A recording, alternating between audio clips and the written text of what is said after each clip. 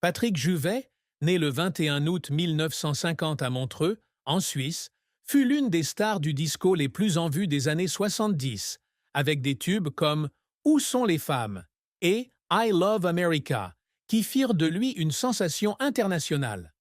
Mannequin devenu auteur, compositeur, interprète, il a marqué durablement l'histoire de la musique européenne, non seulement par ses mélodies vibrantes, mais aussi par ses récits de résilience et de douleur silencieuse.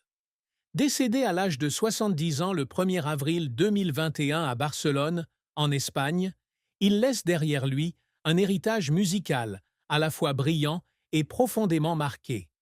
La vie de Patrick Juvet fut un voyage de lumière et d'obscurité, où il fit face à de graves défis, des hauts et des bas de sa carrière aux luttes personnelles. Dans son autobiographie Les Bleus au cœur, Souvenirs, 2005, il parla sans détour de sa carrière, de sa bisexualité et de ses profonds chagrins, mais ce n'est que vers la fin de sa vie qu'il avoua enfin sa plus triste vérité, une vérité qu'il avait cachée pendant de nombreuses années. La plus triste vérité que Patrick Juvet avouait, comme il l'a révélé lors d'entretiens privés avec son manager de longue date, Yann Hidou, et évoquée dans son autobiographie, était le profond sentiment de solitude qu'il avait poursuivi toute sa vie, même à l'apogée de sa gloire. Sa plus grande tristesse n'était pas le déclin de sa carrière après l'ère du disco, ni ses difficultés financières, mais le sentiment de n'avoir jamais vraiment trouvé sa place, ni en amour, ni dans la société. Né dans une famille bourgeoise de la Tour de Peils, près de Montreux, il a grandi dans l'amour de la musique, mais s'est toujours senti différent, en partie à cause de sa bisexualité, dont il n'a parlé qu'en 2005. Dans Les Bleus au cœur, il écrivait que certaines nuits, debout sur le balcon de son appartement parisien, il observait la circulation en se demandant si quelqu'un le comprenait vraiment. Cette solitude fut aggravée par le décès de sa mère, Janine Juvet, le 17 décembre 2017, avec laquelle il entretenait un lien particulier. Janine, députée suisse et membre de la Croix-Rouge, avait été son plus grand soutien émotionnel et sa disparition laissait un vide incommensurable. Il confia un jour à Yann Hidou qu'après sa mort, il pleurait souvent seul dans son appartement barcelonais, se sentant comme s'il avait perdu sa seule âme sœur. Cette tristesse fut aggravée par la mort de son frère Daniel 2 ans plus tôt, une autre perte qui le plongea dans une profonde dépression.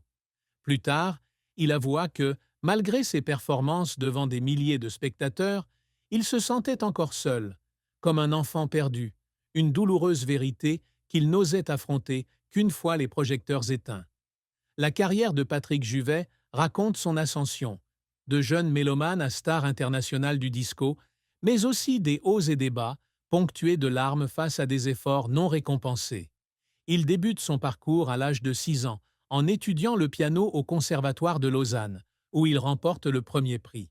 Son amour pour la musique est éveillé par les vinyles des Beatles que son père, Robert Juvet, vendeur radio et télévision, rapporte à la maison. En 1968, à 18 ans, il quitte la Suisse pour Paris avec peu d'argent et de nombreux rêves. Il travaille comme mannequin à Düsseldorf, en Allemagne, avant de revenir à Paris en 1970.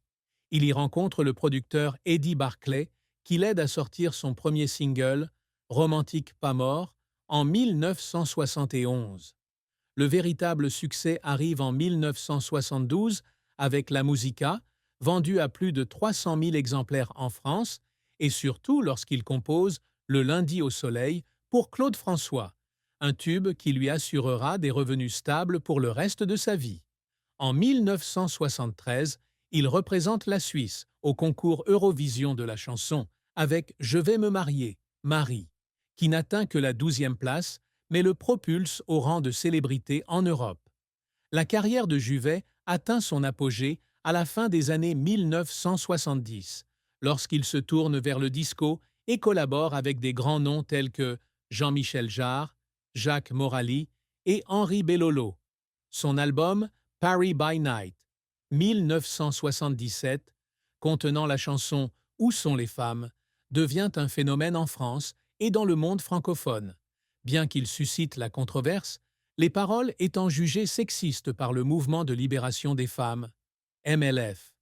En 1978, il sort I Love America chez Casablanca Records, qui se classe au top 20 en France, en Suède et au Royaume-Uni, et au top 10 des charts disco américains. Il compose également la musique du film de David Hamilton, Laura, Les ombres de l'été, vendu à 650 000 exemplaires malgré son absence aux États-Unis. Durant ces années, Juvet était un symbole de glamour et de liberté, avec ses cheveux longs, son maquillage chargé et son style androgyne, devenant l'un des premiers artistes à s'identifier ouvertement comme bisexuel dans l'industrie musicale française. Cependant, sa carrière fut également jalonnée de revers et de moments douloureux. Avec le déclin du disco au début des années 1980, ses albums Still Alive 1980 et Rêves immoraux 1982 ne rencontrèrent pas le succès escompté, le plongeant dans une crise financière et émotionnelle. Il confia dans son autobiographie que certains soirs, après avoir joué dans de petits clubs parisiens, il rentrait chez lui en pleurs, se sentant oublié du public. Autre échec, son album Solitude 1991, qui, malgré des collaborations avec des artistes comme Françoise Hardy et Marc Lavoine, ne parvint pas à le faire revenir sur le devant de la scène. Il raconta que pendant l'enregistrement de Solitude, il pleurait en studio en chantant « Regarde », une chanson sur la perte et la solitude, car elle reflétait sa propre vie. Les années 1980 et 1990 furent une période sombre, marquée par des problèmes d'alcoolisme et de toxicomanie. Il quitta Londres pour Los Angeles, puis retourna en Suisse, cherchant une échappatoire, mais s'enfonça de plus en plus dans la dépression. Son retour dans les années 2000, avec la tournée Âge tendre et Tête de bois, lui apporta un peu d'espoir, mais il souffrit encore d'être considéré comme une star du passé. Ses revers, aussi durs soient-ils, firent de lui un artiste résilient, qui chercha toujours à se relever malgré son cœur meurtri. La vie de Patrick Juvet a été une succession d'épreuves difficiles, entre difficultés personnelles et pression sociale et professionnelle. L'une des plus grandes difficultés a été de révéler sa bisexualité à une époque marquée par les préjugés sociaux. Dans Les Bleus au cœur, il décrit comment, jeune homme, il a souvent dû cacher sa véritable identité pour être accepté dans l'industrie du spectacle.